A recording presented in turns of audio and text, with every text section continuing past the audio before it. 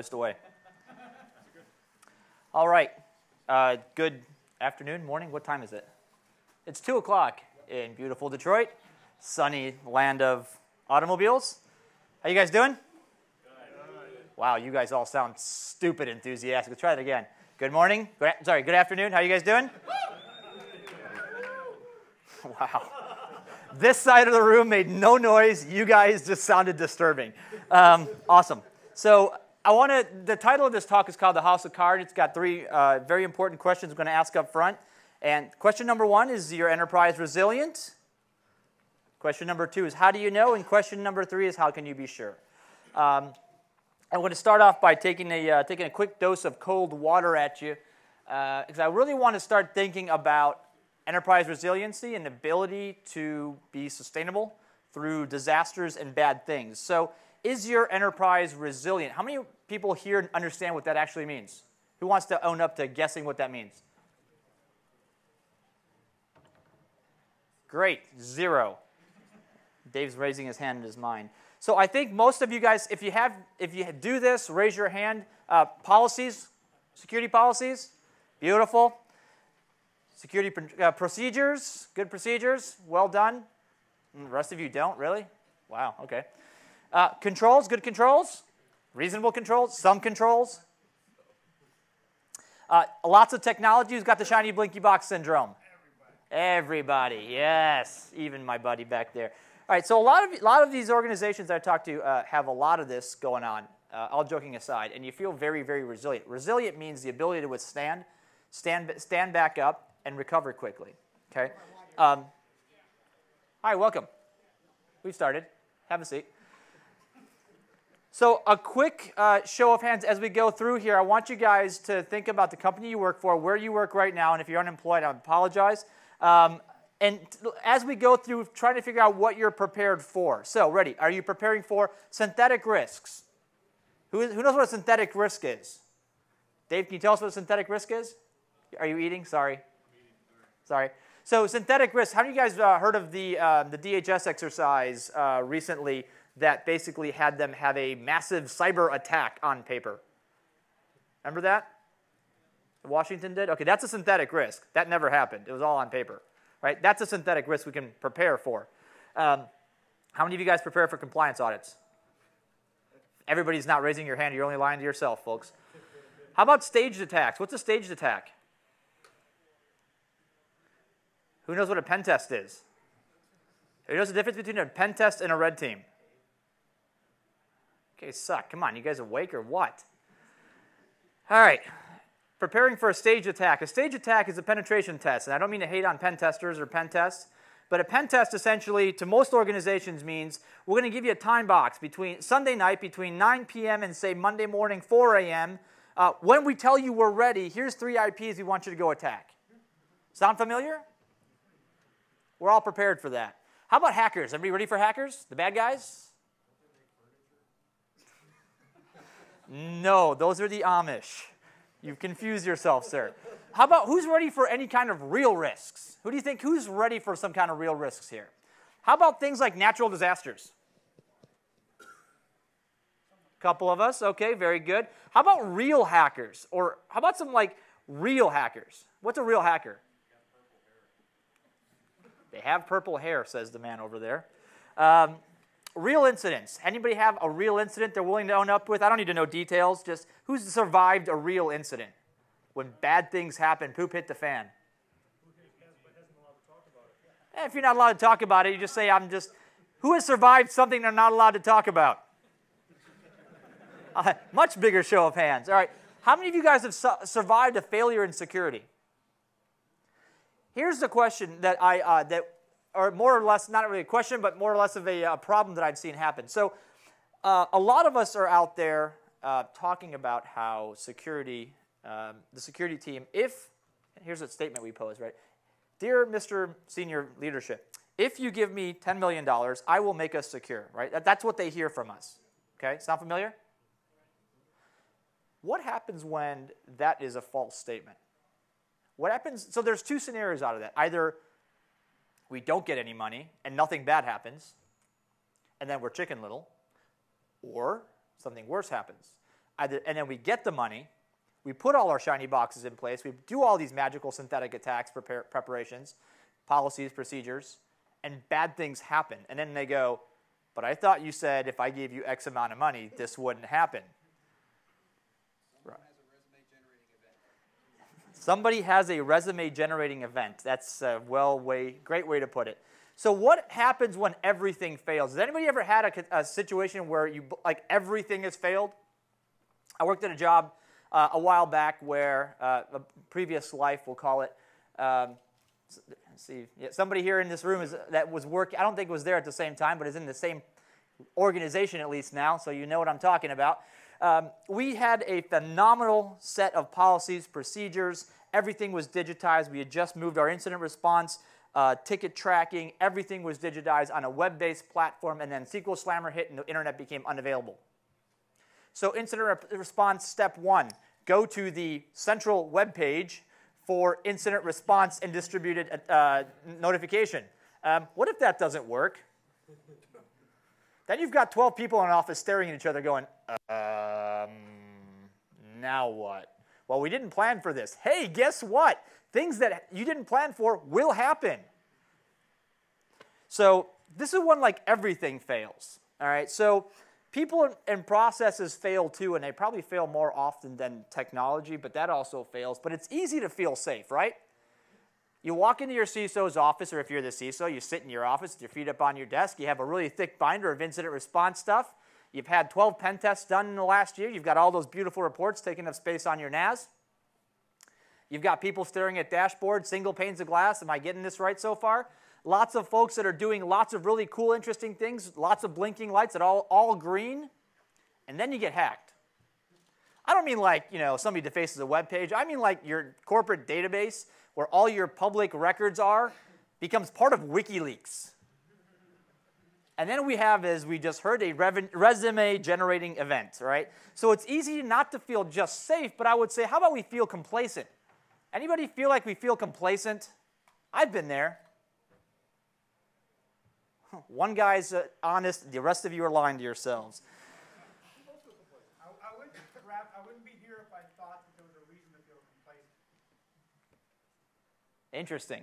As a security professional, I think there's way more issues that I'm aware of. I better get aware of them. I can't be complacent. That's a good way to put it. So a lot of us that are feeling safe, or otherwise known as complacent, have this great feeling, but I'm kind of curious what it's based on. Where's your evidence? Right? And oftentimes that evidence is sitting up on shelves, but honestly, I think if we're untested, and this is a statement I'll make, if we're untested, if our defenses are untested, we are absolutely unprepared. So what I'm here to tell you to do is validate your defenses. And validating your defenses doesn't mean on paper, synthetically pretend like you've been hacked, sit around a war room, and talk about what would happen. I'm talking about on Christmas Eve, sorry, Dave, I'm going to steal this because it's a great idea. On Christmas Eve, pay a third party, somebody that nobody else knows about except for you, to break into your organization and cause havoc and see what happens. By the way, they hate you when you do that. That might be your resume generator right there. This is how it's not going to be. There's a way that's not going to be a resume generating event for you, and I'll show you how. So you're going to want to validate not only your defenses, right? Because everybody knows we want to validate our defenses, but we also want to validate our responses. Right? There's a three-step process: detect, deter, and respond. Can we detect it, deter it long enough to make a response? And can we detect, deter, and respond in any meaningful time frame? Meaningful means, depending on where you work, could mean seconds, milliseconds, or days in certain companies, right? You also want to validate your technology, because as many of you guys have already admitted to, we have blinky box syndrome. We have a box for this, a box for that, a box for DLP, a box for APT, ALM, HTTP, FTP, VCR, and TCP/IP. And hopefully the DVR. And the DVR. So you can play it all back to you once you've been fired. But how much of this technology actually works? So just an odd question. How many of you guys have endpoint protection on all of your workstations? How many of you guys know that it works, or whether it works or not? I'm kind of disturbed by the fact that half of you guys have just whispered, it doesn't. So you've sort of done this for me, but so I really, but you still buy it. Okay, so go attack yourself, right? This is an important thing to go do. I don't mean go pen test yourself. I mean actually go attack yourself. So go find somebody that can do this. If you can't, oftentimes it's not really a great idea to do it internally because you know you're coming. Fair warning. Unless you work in a really large corporation, in which case your red team is probably not part of your security team. Or if you have multiple personalities. I love you, man. So I want to make a caveat. This without restrictions part is important. Amen. No restrictions, right? No. So this isn't like pen test us between 3 and 4 on these 2 IPs when we're ready. Screw that. Here's the goal. Here's a letter that says, signed by my chief legal counsel or chief risk officer that says, break into me, causing the least amount of havoc you can, obviously for smart reasons, but we will not sue you if you break something in a process of, go get this piece of data out of my CEO's mailbox. Go. But I do want to caution you against these resume generating events. I like this. This could be potentially disastrous for your health and your organization because randomly breaking stuff causes things to fail in ways most of us are not ready for. And the problem with causing a catastrophic failure the first time around is you don't get a second, right? We only get one shot at this if we really, really, really screw the pooch. So this is where red teams are brilliant. Now, one more time. Difference between a red team and a pen test. Anybody? Pen test is limited. Pen test is limited. Red teams are not. Use whatever tools are at your disposal, whatever means necessary to achieve your goal. Dave, do you agree? Sorry, I was reading the text. I'm sorry. Awesome. Thank you.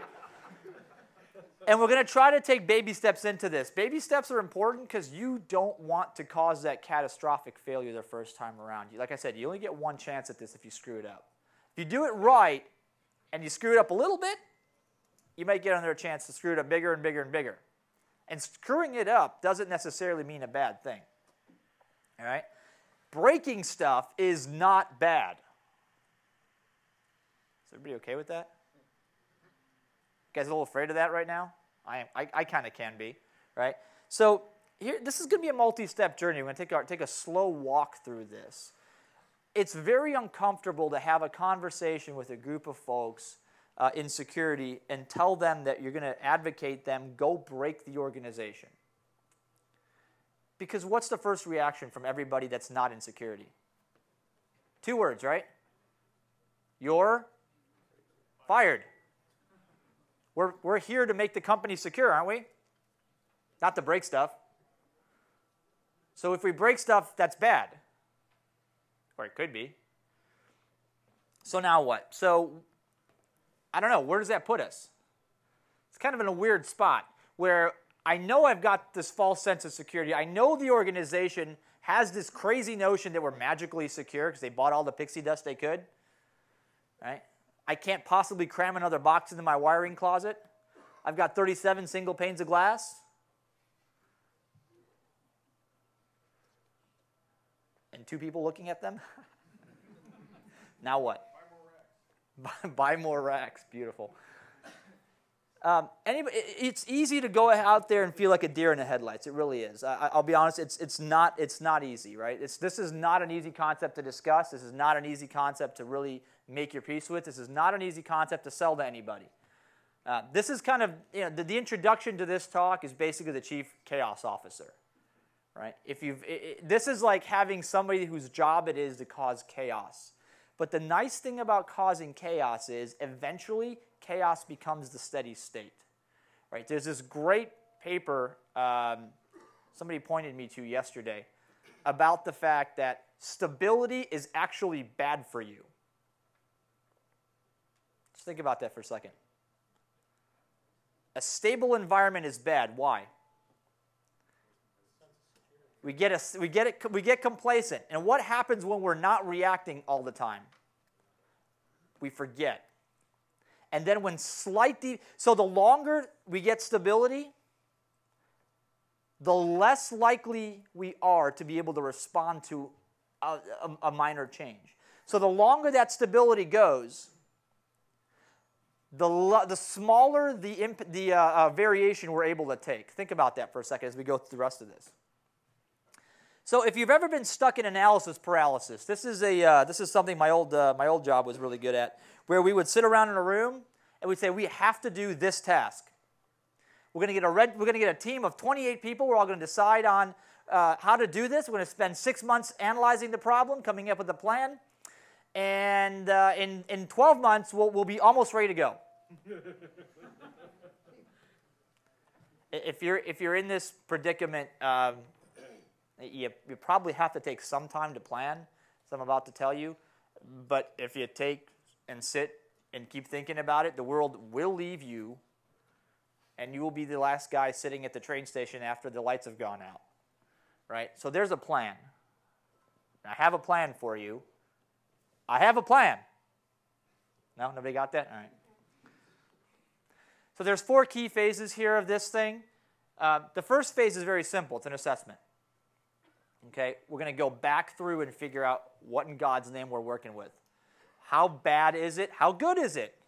Do we know what it is? What in the hell is it? Right? So the phase 1 assessment is looking at on paper. So if you've never done this, you will be shocked, amazed, and perhaps a little horrified at what you find.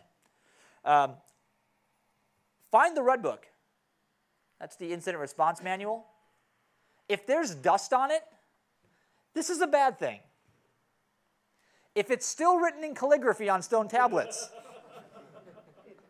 also probably a bad thing, right? So on paper, figure out what your defenses are. But like really, what are your defenses? What does the company expect? What does the organization expect to protect it? And defenses can be technology, defenses can be people, defenses can be outside parties, defenses can be that MSSP you're overpaying. It can be a lot of other things, right? But defenses are a holistic capability. What are your defenses? So how prepared are you? How prepared are you for all those things we talked about that are real, not synthetic? This conversation makes a lot of people nervous because it doesn't sell anything. Given the fact that I work for a vendor, I'm sure I'm making a lot of people nervous right now. So how prepared are you? The question becomes, what could possibly break? This is not the question of what's going to get hacked. Are we clear? This is a question of what could break. In the process of breaking in, crap breaks. Now, when that crap breaks, usually it's that one box that the entire organization pivots on. Some of you are laughing because you're there. That was built as a demo that all of a sudden sprouted legs and became the one production system, and then the guy quit the company. So we're all like, don't breathe around it. That's the box that'll break, I promise. The next question is, how bad is it going to be? Like, are we talking like air raid sirens bad? Are we talking like fire and brimstone bad? Are we talking like, hey, somebody may notice, there might be a red light that goes off in the knock? Let me give you a story of bad. In the process, this is 10 years ago, in the process, remember when we had NT4 around? Some of you still do. So when Windows finally said, Microsoft finally said, look, we're really, really serious about getting rid of NT4. You can no longer pay us to keep maintenance on NT4. My organization went, all right, fine, we'll find the 2,700 boxes we still think we have left. Hey, Raf, why don't you go out and run an Nmap scan for all of them? I went, all right, how hard could that be? So apparently, I didn't know this, but VMS VAX boxes don't like Christmas scans. Particularly ones that are attached to things like nuclear facilities. You laugh, but when you get that call, and it sounds like Jack Bauer on the other line, and you hear, hello? We had an intrusion event registered from your IP address at your desktop. Huh? I'm scanning for IP address. What are you talking about? And I'm like, okay, what's your point? I'm thinking to myself, why is there a klaxon going off in the background? The guy identifies where he's from. Also not a good thing, because then he says he's from a place in Nevada, and I know we have a nuclear facility there. And he says that the boxes, the two twin boxes that take up half of a room about this size, that manage the temperature control rods in the cooling towers, they don't actually manage them going up or down or anything. They manage the readout system, right? So what happens when you're no longer able to monitor the temperature in one of those things? You have to assume things failed, right? So when I kicked over that box, and I mean like kicked it over as in like, core dump, and it takes 28 minutes or so to reboot, I broke stuff. How bad would it be? That bad. That was that close from becoming a resume-generating event, folks. It was bad. So do you have any artifacts from the past? What are artifacts? Well, do you have a pen test report from the past that tells you how bad it was 5 years ago? Can you compare it to the one you did yesterday? Are the things on there pretty much the same? Are they worse? So artifacts, right? We want to know what kind of evidence we have, what can we physically, tangibly get our hands on or grubby little paws on that gives us some clue on how bad things could possibly be, how bad things really are. And do we have any at all empirical evidence? Anything at all? Have we seen a catastrophic failure before? Have we seen any documented response times? Do we know how long critical systems take to kick over? Do we know how long it takes for a response team to show up at a facility that's about to go nuclear? Evidence is important. All right? We take all that and we stare at it, we pore over it, and we make sense of it, and then we go into phase 2, which is planning. So planning is critical because if you go fire, ready, aim, it doesn't work in that order really well. Found that out as well. So planning, let's find out what's in scope, right? Your vendors are in scope. Your partners are in scope. Folks, this is not a pen test. This is not 5 IPs on Sunday afternoon. Your partners, your vendors, you're in scope. I'm not talking about you as in like the company. I mean like you, your house, right? The fact that you play, what's a popular game people play nowadays? Diablo's getting hacked right now. Is that the big hack going on right now? The fact that you play Diablo and you can get to you that way. World of Warcraft hacks. How do we get to you, right, as the big cheese of the security organization? Here's why, because bad doesn't discriminate. When bad things happen, bad people, those that would seek to do us harm for whatever reason, don't go, oh, well, you know what? If I click on that, or if I execute that script, in the process of extracting that database, I may kill 20 people or 1,000 people. I shouldn't do that. They're not there, right? There's not a whole lot of conscience that converts over the internet and attack surface. So here's a little secret. Good guys follow the rules. Good guys, y'all. Right? We follow the rules when we do pen tests, when we do our own vulnerability assessments and threat assessments. Bad guys, no such thing. Right? Rules of engagement only... Whatever you're into, man. Rules of engagement only apply to the side that's good enough to follow them. Generally, these aren't the attackers. Gosh, if they would only follow the rules. The robots.txt file that said, please don't hack this part of the website, if only that worked.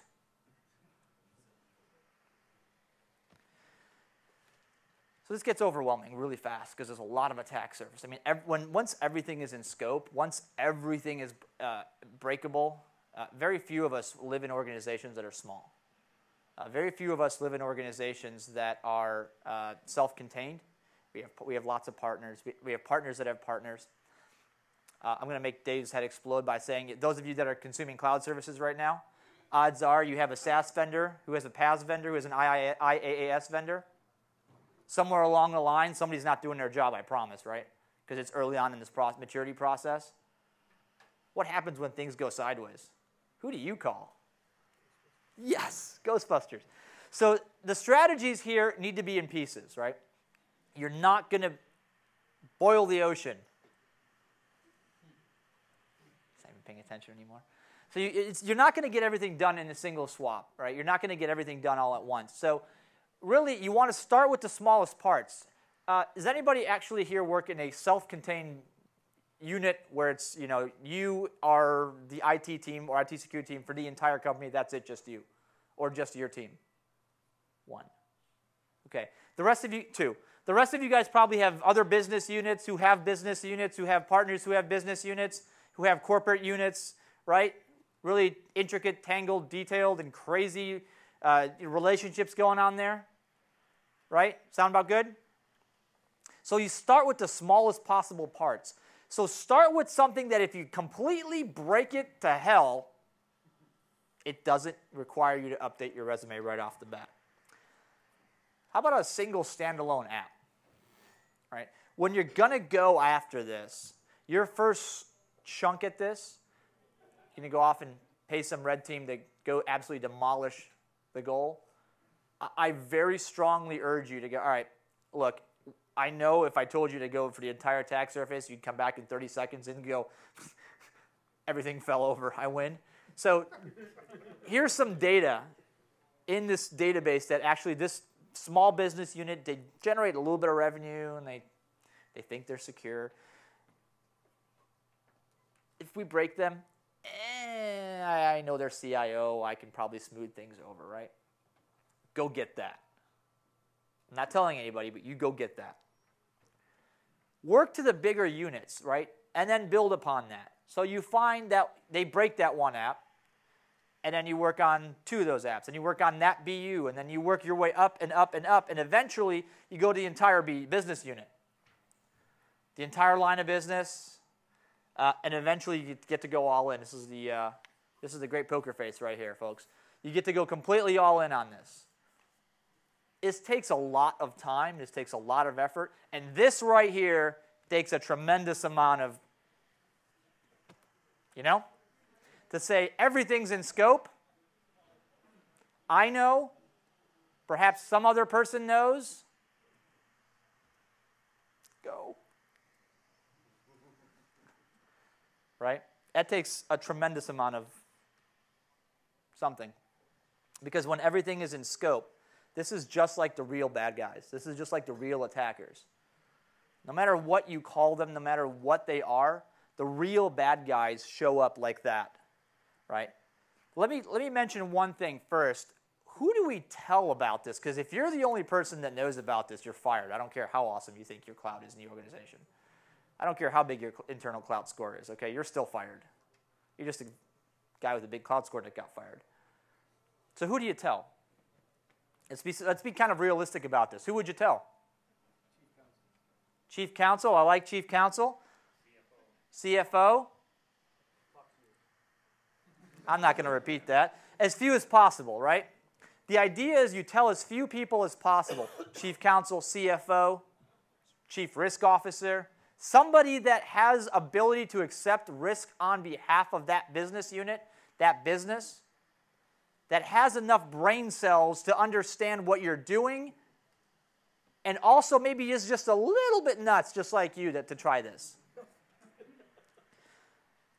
You got to cover your assets, folks. Right? CYA is important here. I don't want anybody here getting fired after you try this. I do want to eventually have you guys try some of this. This is pretty cool. But I don't want anybody to have their job. You have to be able to have somebody in trusted senior leadership. There's got to be somebody you trust. Legal counsel is a great person to trust because, as we discussed in my workshop, they're the hot knife that goes through the butter of the business, right? Generally, what legal counsel says goes. And if you can convince them this is a good idea and let them do this, because I'll tell you why in a little bit, they will be your ally. So here's phase 3. We're going to do some action.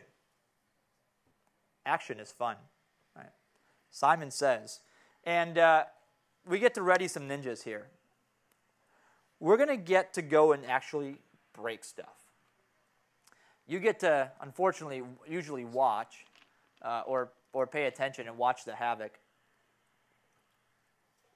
So what generally ends up happening is you write a quiet SOW, sign a document, and sometime in the next couple days, couple hours, few minutes, I don't know, bad things start happening. And you have to pretend you're surprised. All right, who's got a good poker face here? Who can act really, oh no, wait, that's not going to work. You have to act really surprised when things go bad. Because you can't tell your team. If you tell your team, this kind of invalidates this whole process. You can't prepare for an attack. This is not how life works.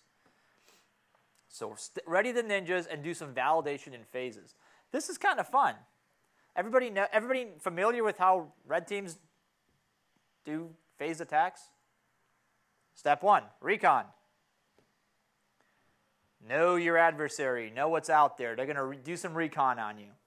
All right, so you're going to, if you're on the defensive side of this, because I'm hoping you guys are thinking a little bit defensively here, how would you prepare for this? If you're on this side of it, you know what's going to save your butt to hear them coming? You got to have a really, really well-oiled, well-served, I'm going to say it, single pane of glass for your, for all your centralized intelligence. All right, if you haven't done that yet, if you've got a logging server, that's a great way to start.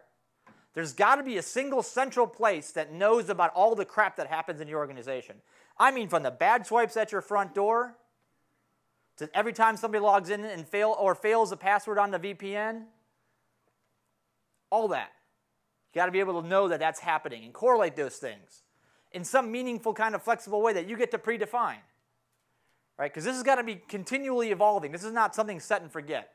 You set, forget, and fired, unfortunately. So recon, target 2, target acquisition. They're going to find the weakest link, and bye-bye. Right? They're going to zero in on the weak link. Now, who runs a honeypot here? Your honeypot will probably catch something, unless it's too obvious. Your honeypot may catch something that's going to be of interest to you. This could be a great early warning sign, right? Attackers are generally looking for high-value, low-risk targets. Whether you're talking military, espionage, James Bond, or IT, high-value, low-risk. You want maximum payback with minimum amount of I'm going to get caught, go to jail kind of thing. Step next, infiltration, right? We want to make that strategic strike, get in. What do you do after you get in there? Make a lot of noise? I hope not. All right, silver bracelets for you. Establish a beachhead. So get in there, find a nice quiet place you can build camp and launch other attacks from. This is not new, but this is what's going to happen. After they've established a beachhead, they're going to do more recon. Again, we need to be able to tell that these weird things are going on. How do you know what's out of pattern? How do you know what a pattern is? Do we all have baselines here? Anybody have a baseline here? 2. I expected you guys 3. After you've gotten that secondary recon, you're going to reevaluate those targets. Are those really the soft targets? Are those really the droids you thought you were looking for?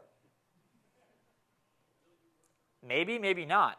Right? Maybe there was a honeypot you thought you were attacking that you've now broken into and you go, oh crap, time to burn this VPN and start again.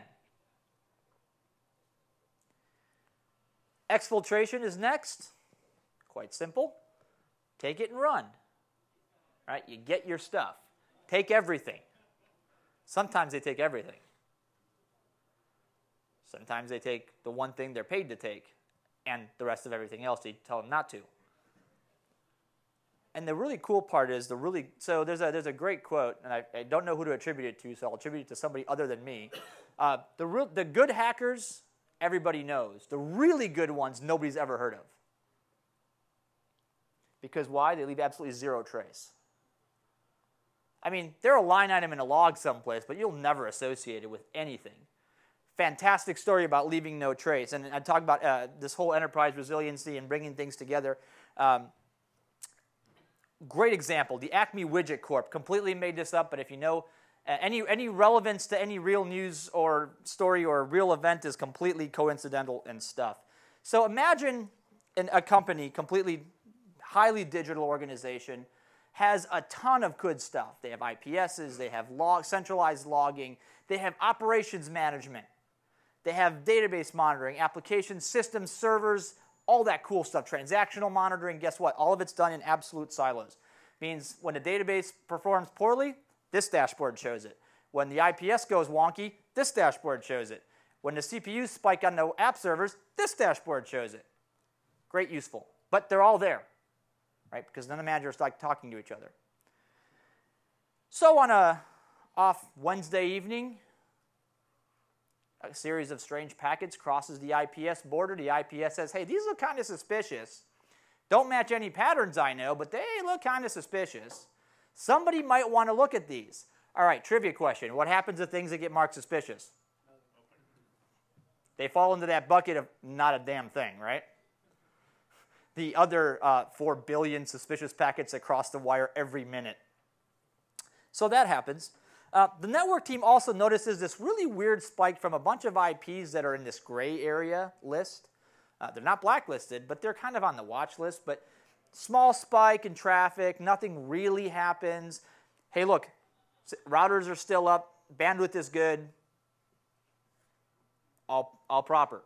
Now, interestingly enough, on the app side, a couple of the app servers see a huge CPU spike, but like for 3 minutes, right? If you're a good app monitoring employee, what do you say? Hey, it fixed itself. Going back to playing Tetris. Or Solitaire. Or surfing Discover Channel. Whatever, right? So no big deal, right? Spike in CPU. Hey, the app did something weird, but is it still available? Yes, it is. Great, moving on.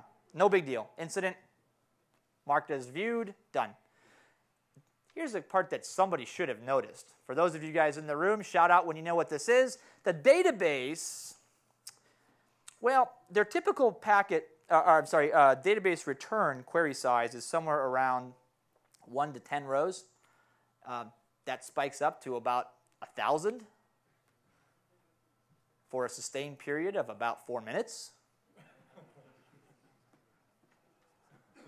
Anybody? Hi. Yes, I'm SQL Injection. Nice to meet you.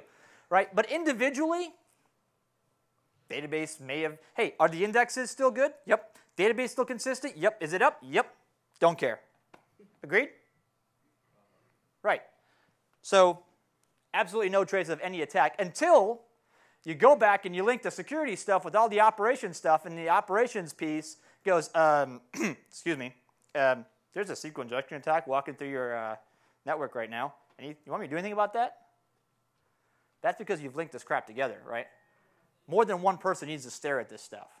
This is where this whole enterprise resiliency thing really comes to. Detect, deter, respond. Detect, found it. Deter, hey, I can, while you're sitting there making that decision, quick, think faster. I'm going to slow down on the outbound side. I'm going to slow down the responses. I'm going to give it every 30 seconds in between responses. I'm going to annoy the hell out of that guy that's trying to steal those packets. He's going to wait 30 seconds. Meanwhile, I'm giving you time to go, hey, look, that's an attack. I should stop that. Please block. Right? Meanwhile, there's a pop-up on your screen that says, I should block this. Can I please block this? Can I please block this? Can I please block this? Can I please block this? Eventually, the shock collar activates. But, but the idea is you've got time to detect, deter, and then respond. All right? Nobody wants to get caught. They're going to try not to get caught. If they get caught, bad things, right? They're going to ask them to keep awesome, fantastic, stupendous, tremendous, voluminous notes. I'll tell you why in a minute. So, analysis part here, I'm going to give you a prediction. Stuff's going to break.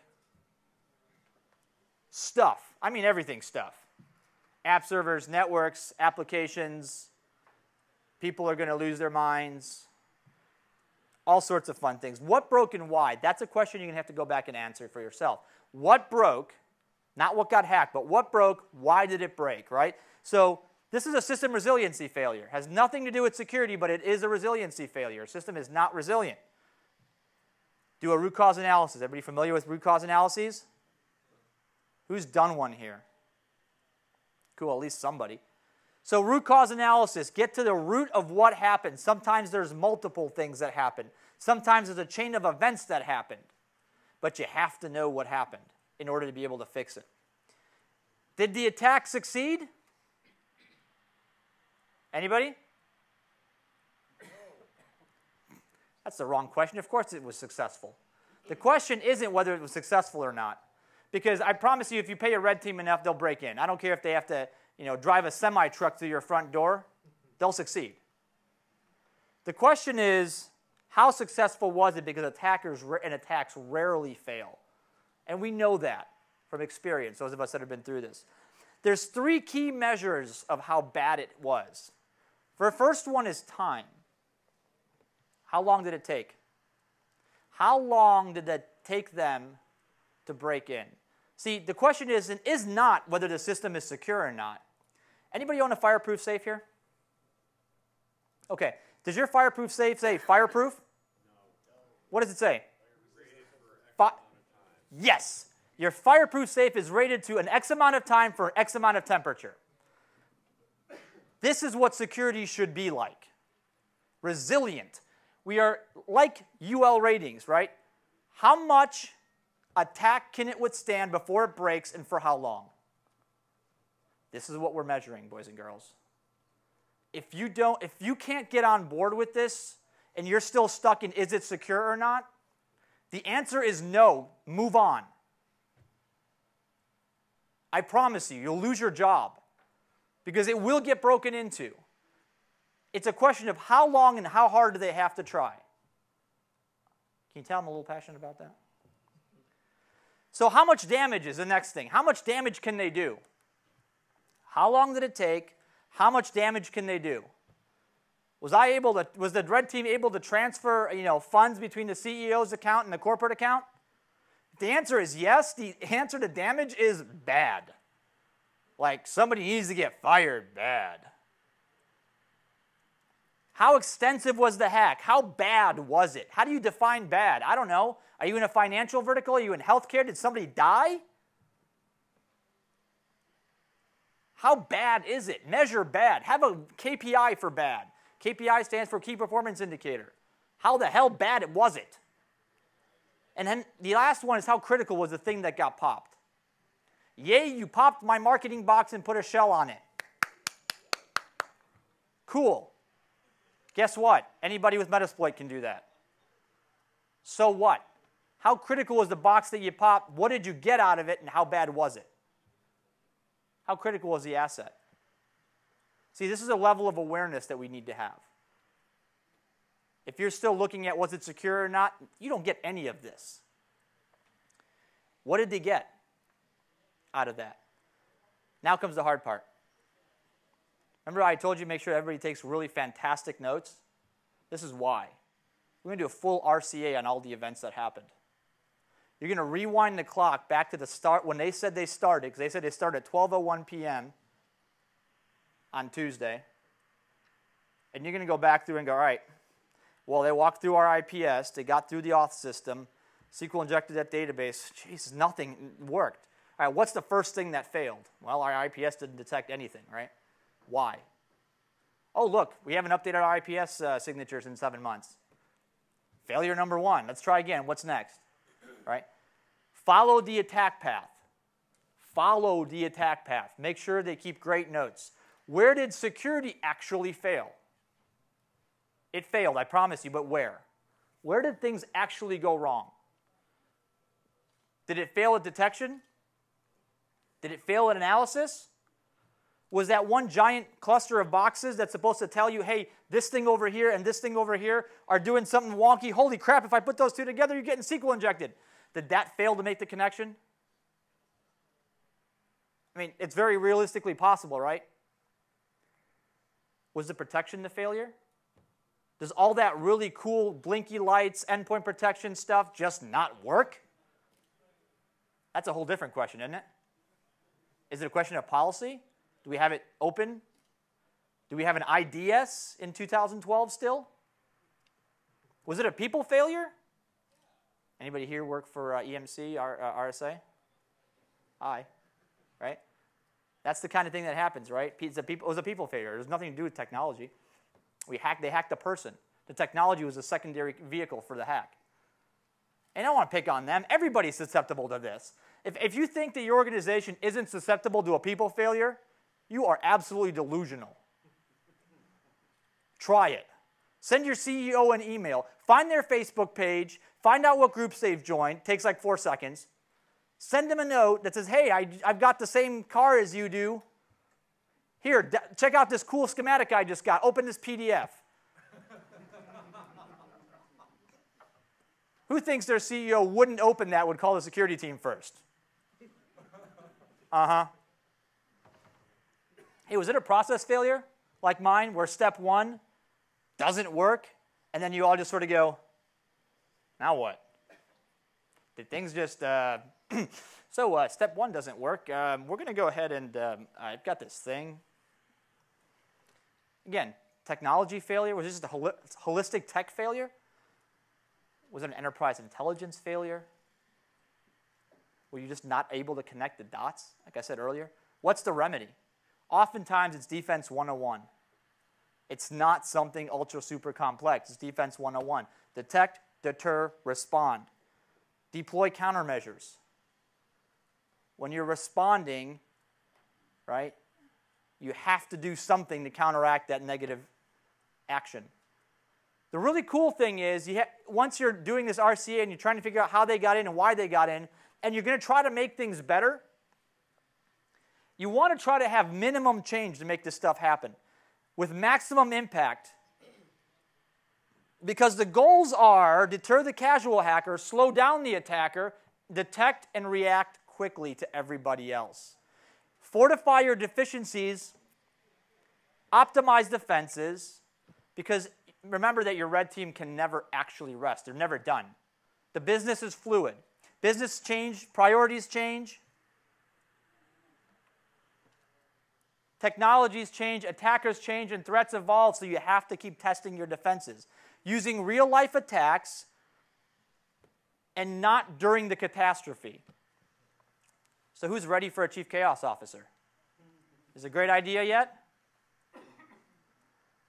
Because you want to fail at your own hands, folks, not at your enemies. I promise you this is not the way to fail. Fail at your own hands, at the Chief Chaos Officer, not at your enemies. And I'm done. Thank you for paying attention, not sleeping or at least not snoring loudly enough. And if anybody's interested in more on this, I've got some folks to point you to and some great information. Thank you.